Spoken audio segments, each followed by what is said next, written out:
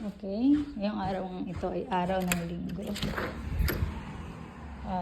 Masama ang pakiramdam ng iyong lola ni Anang maliit.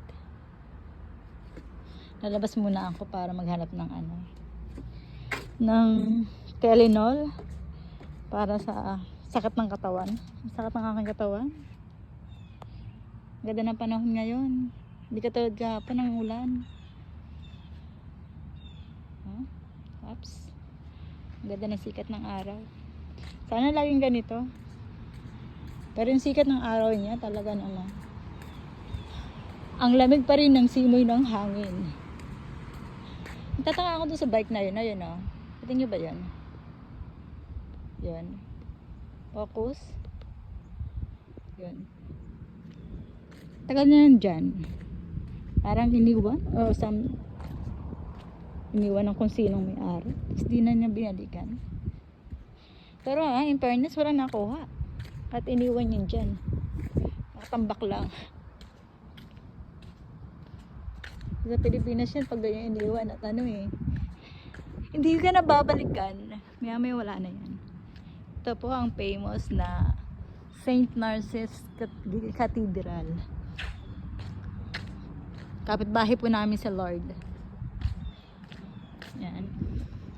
Punta ako sa store. Tingnan ko kung yung may gamot doon. Kasi yung pharmacy dito lang ako nakakita ng pharmacy na nagsasara. Pag linggo, sarado. Kamanta sa Pilipinas, talagang namang hindi sila nagsasara. Kasi siya essentials, diba? Kailangan ng tao. Uy. Ganda ng mga bulaklak, oh. Next month is autumn na dito sa amin. Ang ganda ng paligid ng ating simbahan.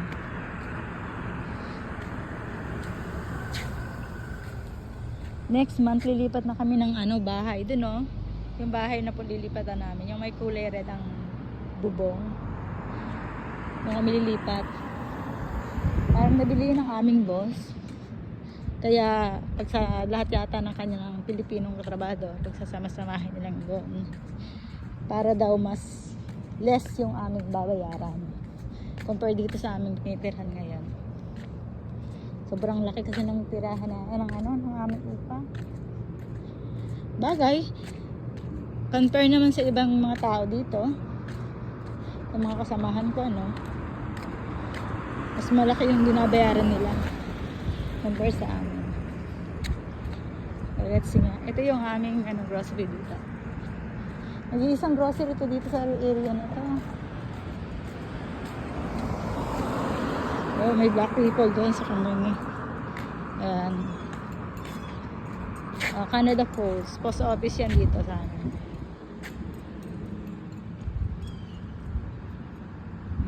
Ayan yung simbahan. Nakikita nyo yung puno. Nagsisimula na siya magpalit ng ang dahon. Nagiging red na siya. Sa autumn, pag nagpalitan na siya ng lahat ng kulay, i-video ko siya para sa inyo. O, diba? Ang cute ng dito.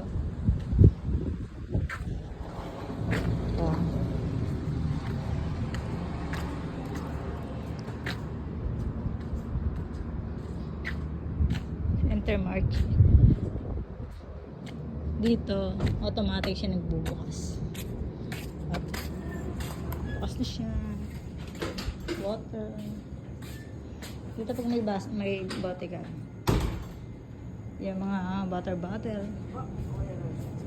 Yung can. Lahat sila. Pwede mong ibalik.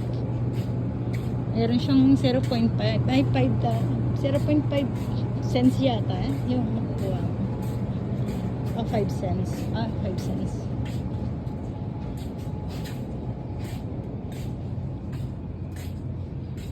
Let me see kung meron dito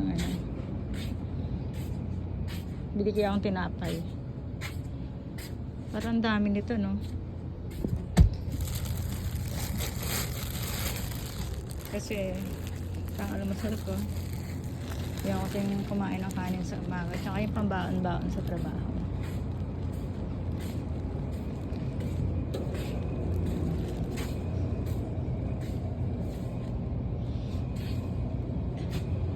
Iwas muna ako sa juice. Masakit ang aking sikmura. May mga juice dito. Nutella. $5.99. Mahal. Napapansin ko dito, yung may ganitong tapak. Yan, yung may ganitong tapak. Mas mura yung mga price nila. Siguro yan, parang local branch na.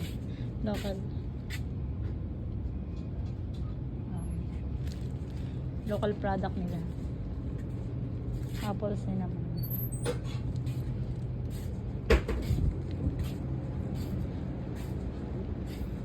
Mukhang wala dito yung gamot.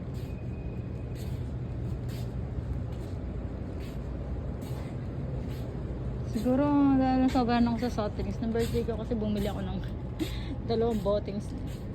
Dalawang 1 point. Ganito kalalaking soft drinks. Tapos yung isang Canadian dyan, dumating. May regalo din sa akin soft drinks. May dadala siya. So, wala naman nag-inom. Ako lang. So, siguro nasobrahan ako ng gano'n.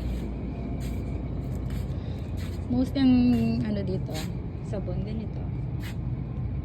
Liquid.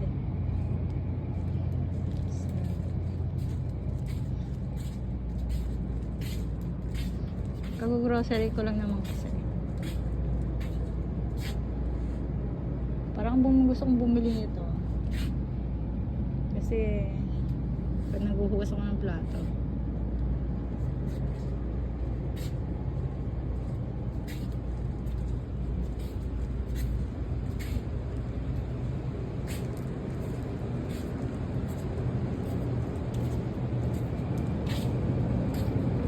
Wala tagang gamot dito.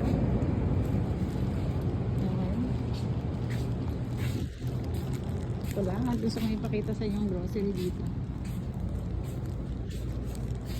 At dala 9.50, 19.5. Okay, diyan mo ako sasabihin pera.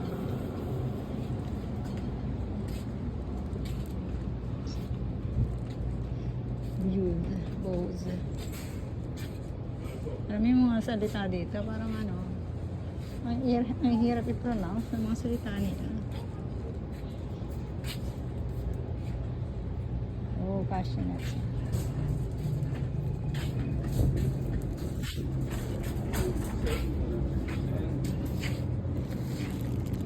Okay. Lang.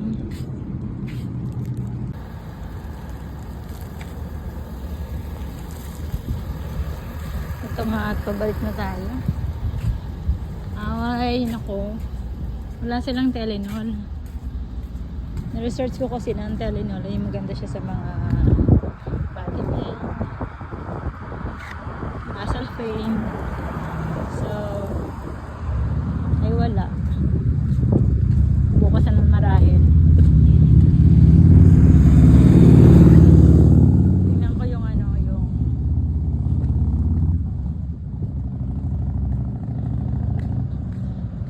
bukas na lang pagbana. Bukas na yung pharmacy tomorrow eh. After work, pupunta ako dun. Minsan nakakainit dito pag wala kang ano eh, no? Pero maganda lang dito, napakalinis, napaka tahimik. Namimiss mo talaga yung ano eh, yung ingay sa Pilipinas eh. Yung paglinggo may video okay, dito hindi. Mamaya mga bandang alas 11 meron ditong ano, may mass dito kami. Isang beses lang minsan dito, every 11. Isang beses lang ako nakaano eh, nakasimba dito. Yung work namin dun siya pupunta, dun ayun dun ang punta namin, dun Actually, tanaw naman dito yung work namin eh. Yung endam. Kaya ano, light lang pwede na. Pero sa winter, hindi pwede. Kasi, ako ngayon pa lang ay malamig na. Eh, ito hindi pa tapos ang summer. Yung kanilang ano eh.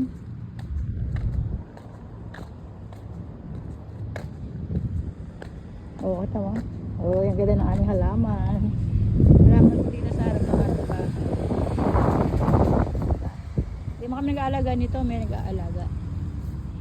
Yung may-ari siguro ng bahay. Ah, ito yung famous na ano, na maple tree. Look. Oh, yan ang maple tree. Nakakain ako ng ano nito eh, yung maple syrup nila. Para siyang honey na lasang ano, para siyang honey na may lasang, may lasang puno. Ayan, ganun. Pero okay naman. Ayun, tiyo mo, nag-umpisa na magpalit yung kulay ng dahon niya, kulay dilaw. Sabi nila, pag autumn daw, maganda dito kasi lahat ng puno nagpapalit siya ng iba't ibang kulay. May pula, may orange, may dilaw. Noon. Okay, bye na. Dito na ako sa house.